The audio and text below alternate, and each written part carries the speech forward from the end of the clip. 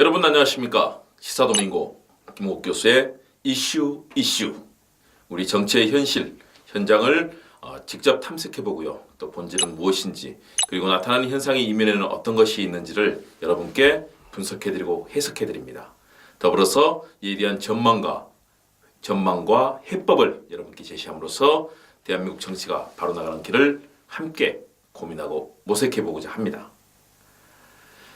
자, 오늘은 편지를 준비했습니다. 오늘의 편지는 대한민국의 1980년대 대통령으로서 지금은 여러 가지 범법 혐의를 받고 있으면서 국민들에게 많은 비판을 받고 있는 전두환 전 대통령, 전두환 씨에게 띄우는 편지를 여러분과 함께 나누려 합니다. 참 어려운 시절이었습니다. 우리 대한민국 박정희 대통령 당시 군부 쿠데타로 해서 오랜 장기 집권과 독재로 인해서 많은 국민들이 고통받았습니다. 그리고 이에 대한 민주화 운동이 치열했었고요. 1979년 10월 26일 박정희 전 대통령이 신뢰하던 중앙정보부장 김재규 부장에 의해서 암살됐습니다. 혼란스러웠습니다. 많은 국민들이 민주주의를 회복하기를 원했고 민주화를 열망했던 그 시대, 군부 쿠데타로 집권해서 대한민국의 민주주의를 짓밟았던 바로 그 인물이 전두환 씨입니다. 오늘은 전두환 씨에게 많은 얘기를 전해주고 싶습니다. 왜냐하면 역사는 이대로 멈춰서는 안 되기 때문입니다. 전두환 씨는 최근에 광주에서 사자에 대한 돌아가신 분에 대한 명예훼손 혐의, 다시 말해서 조비오 신부에 대한 명예훼손 혐의로 재판을 받았습니다. 그 자리에 오랜만에 모습을 드러냈습니다. 물론 본인은 여러 가지 생각을 했을 겁니다. 나는 대한민국의 민주주의와 또 국가 보위를 위해서 열심히 노력했다. 아마 그런 생각을 하면서 왜 내가 이 자리에 있는지 모르겠다. 아마 국민들은 그런 표정을 읽었을 겁니다. 그렇기 때문에 오랜만에 들었던 전두환 씨의 목소리는 반성과 참회가 아니라 이거 왜 이래? 라는 고압적인 그런 목소리였습니다. 그 부인 이순자 씨, 전두환 씨를 가리켜서 민주주의를 정말 절망으로 무너뜨리고 많은 국민을 탄압했던 독재자 전두환 씨에 대해서 민주주의의 아버지다라는 그런 얘기를 했습니다. 그래서 많은 국민들이 분노했습니다. 전두환 씨는 원래 육사 출신입니다. 아주 기계도 뛰어나고 스포츠도 잘하고 또 부하 후배들을 잘 챙기면서 리더십도 발휘하는 소위 말해서 형님 리더십, 부하들이라든가 동료들을 잘 챙기고 많은 얘기들이 전해집니다. 지역을 방문할 때 우리 전두환 씨가 장군이 되면서 큰 봉투도 턱턱 내놓고 아주 통 크게 쓰는 그런 모습들. 그렇기 때문에 장세동 전 안기부장이라든가 지금 이런 분들은 지금도 전두환 씨에게 끝없이 충성을 하고 있습니다. 그러나 역사를 한번 돌아가 보면 좋겠습니다. 1979년 공정동 사건 이후로 국민들의 민주화에 대한 열망은 뜨거워졌습니다. 과거 공화당의 기치를 이어받은 김종필 씨, 그리고 민주주의의 양대 산맥이었던 김대중, 김영삼 두 지도자에 의해서 대한민국은 아주 치열한 민주주의의 경쟁 속으로 들어갔습니다. 그런 와중에 바로 군부가 쿠데타를 일으킨 겁니다. 그 심야에 국방부에 진입하고 탱크를 몰고 군인들이 대한민국 정부를 장악했습니다. 그리고 김대중 전 대통령을 비롯한 민주인사들을 전부 감옥으로 가둔 거죠. 이에 대한 국민들의 반발이 끊임없이 일어났습니다. 그래서 5.18 광주 민주화 운동이 벌어지고 전두환 씨를 비롯한 신군부는 무력으로 광주 시민들을 진압했습니다. 우리가 세금을 내고 우리 아들들을 그리고 딸들을 군에 보내서 만든 우리의 군인들이 우리 국민들을 무자비하게 총칼로 살해했던, 기록상 수백 명 이상의 사망자가 발생했던 그 정말 어두운 비극이 광주 민주화 운동입니다. 광주 시민들이 군부 독재의 강압에 굴하지 않고 이에 맞서서 싸웠을 때 국민들의 심정은 어땠을까요? 당시에 전두환 신군부의 집권으로 우리 사회는 많은 것이 변했습니다. 그 당시에 나왔던 정책들을 살펴볼까요? 언론의 보도 지침이 있었습니다. 언론사를 통폐합했습니다. 정부 부처는 사실상 모든 것이 다 전두환 신군부를 위한 그런 기관이 되고 말았습니다. 국회도 어땠습니까? 국회도 정상적인 기능을 할 수 없게 만들어졌습니다.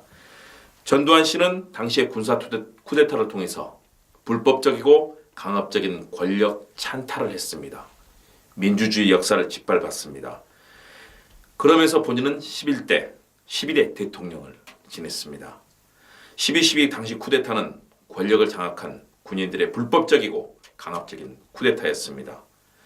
그러면서 계엄을 확대했었고요. 본인은 1980년에 임시로 내세웠던 최규화 전 대통령이 하야하자 장충 체육관에서 직접 선거도 아닌 간접 선거로 사실상 단독 출마를 해서 여기서 제11대 대통령이 됐습니다.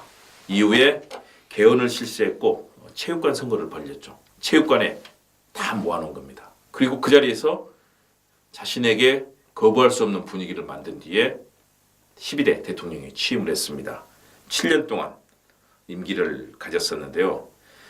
여러 가지 정책을 펼치면서 언론 통폐합 조치, 언론 보도 지침을 통해서 언론의 보도를 완전히 장악했습니다.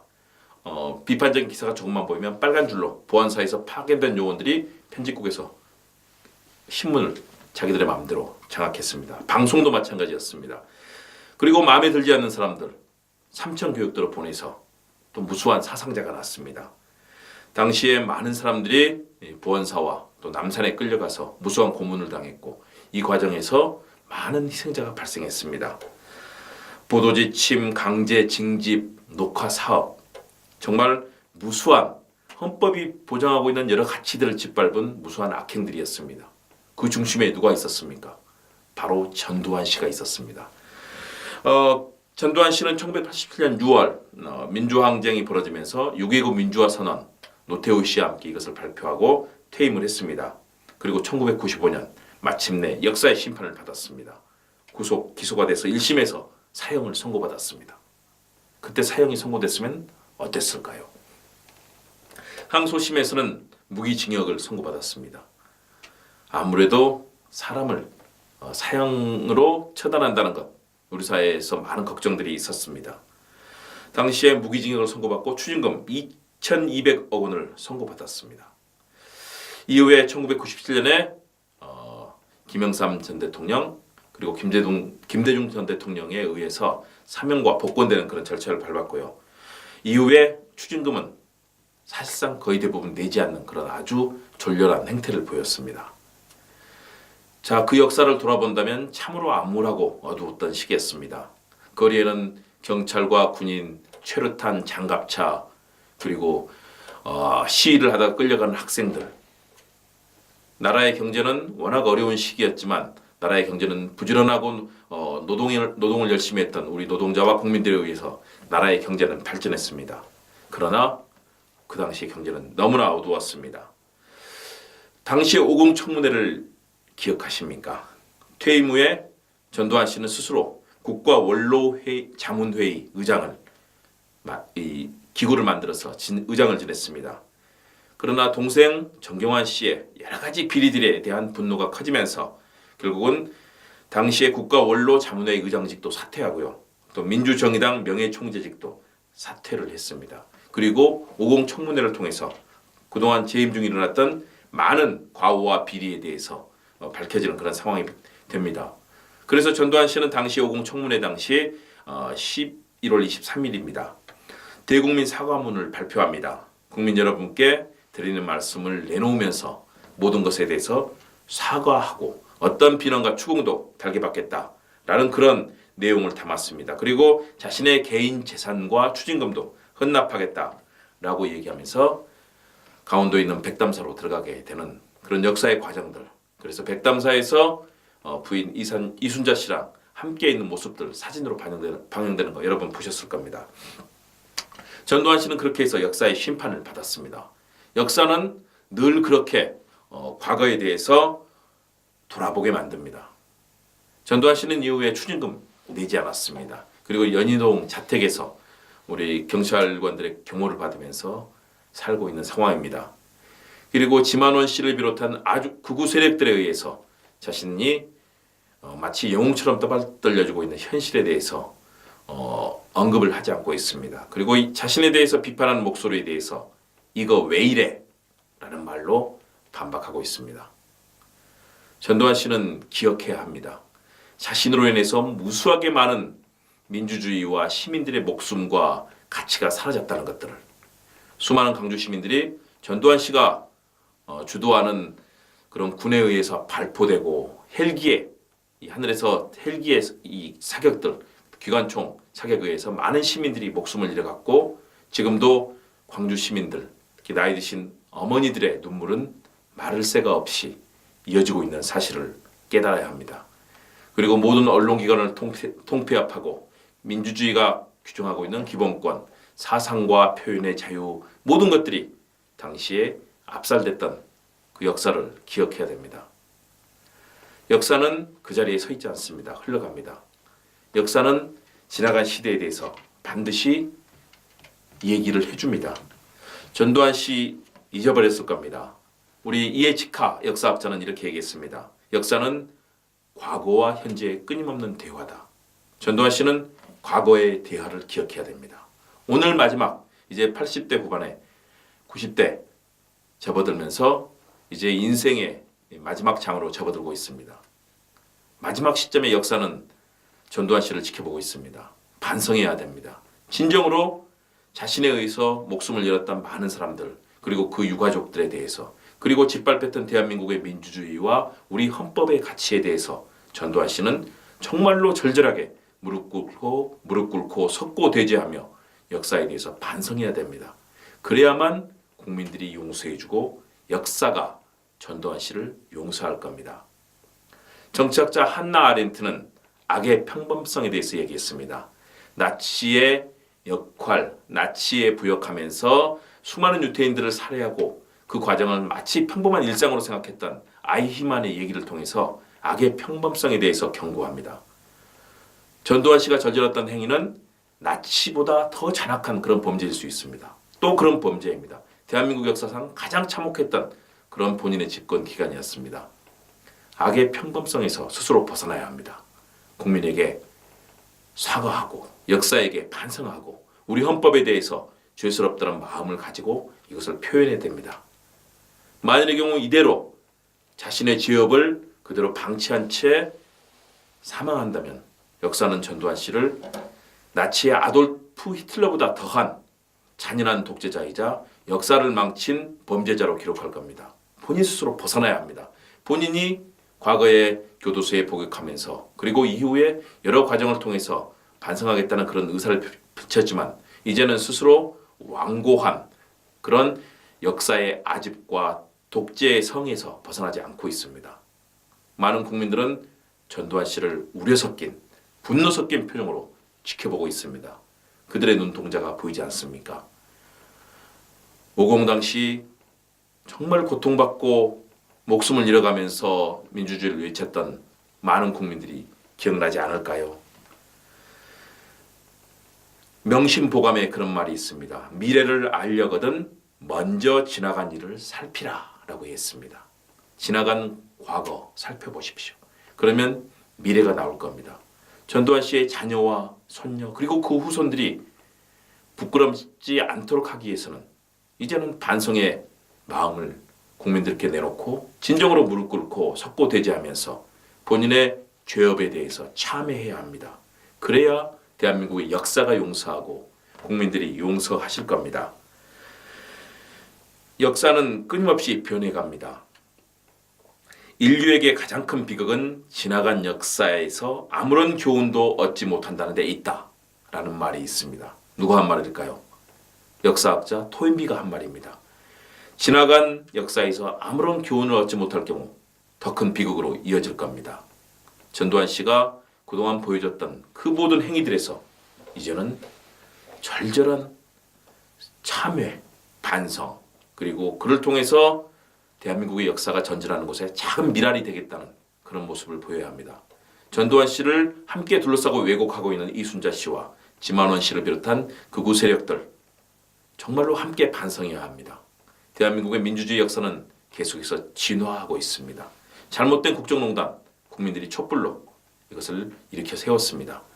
극복했습니다. 이제 상당히 어려움을 겪고 있지만 대한민국의 민주주의는 정상 궤도로 굴러가기 시작했습니다. 경제도 어렵지만 회복될 겁니다. 우리 국민들, 부지런하고 성실한 우리 국민들 반드시 만들어낼 겁니다. 전두환 씨가 과거를 진정으로 반성하고 정말 사자의 명예훼손이라는 부분에 대해서도 절절하게 참여하면서 자신이 썼던 거짓과 왜곡으로 가득한 이 스스로의 회고록은 스스로 불태우는 것이 맞을 겁니다. 그리고 국민이 인정하고 역사가 인정하는 그런 세상을 위해서 본인은 마지막 남은 여생 기간, 여생에 헌신하고 봉사하면서 어려운 이들을 위해서 기여하십시오. 전두환 씨가 역사에서 히틀러보다 더 잔인한 독재자로 남지 않는 길은 그 잘못된 역사를 반성할 때 시작이 됩니다. 전두환 씨, 연희동 자택에 머물지 마십시오. 햇볕을 바라보면서 주변 사람들에게 작은 일이라도 봉사하고 고아원 양로원에 가서 나이 든 어른들께 밥이라도 퍼주면서 그들의 삶에 대해서 작은 기여라도 하십시오. 그리고 부모 없어 어려운 삶을 사는 어린이들에게 작은 기여라도 하고 작은 헌금이라도 하십시오. 이를 통해서 본인이 저질렀던 죄업이 21세기에 다시 밝은 길을 찾는 작은 소망의 그런 빛을 만들어내는 그런 기적을 보기를 기원합니다. 전두환 씨, 과거의 잘못된 역사, 죄업, 스스로의 죄값 스스로가 치러야 합니다. 그것은 진정한 반성에서 시작이 됩니다. 우리 국민들이 그것을 바라고 있습니다. 전두환 씨에게 보내는 편지를 통해서 저는 역사의 소중하고 귀한 교훈에 대해서 다시 한번 말씀을 드리고 싶습니다. 연암 박지원 선생이 그런 말을 했습니다. 지난 일을 살피되 변화를 알고 창조를 해나가면서 근본에 능해야 한다. 전두환 씨에게 마지막으로 드리고 싶은 직언직설 정론직설, 참회하고 국민 앞에 엎드리십시오. 그 말씀을 드리고 싶습니다. 그럴 때 우리 국민이 모두 전두환 씨를 용서하고 진정으로 대한민국의 일원으로 받아들일 겁니다. 잔혹한, 정말로 간악했던 그리고 잔인했던 독재자로 남지 마십시오. 오늘은 전두환 씨에게 보내는 편지를 통해서 여러분과 함께 만났습니다. 시사도민고 김은국 교수의 이슈 오늘은 여기서 마치겠습니다. 감사합니다.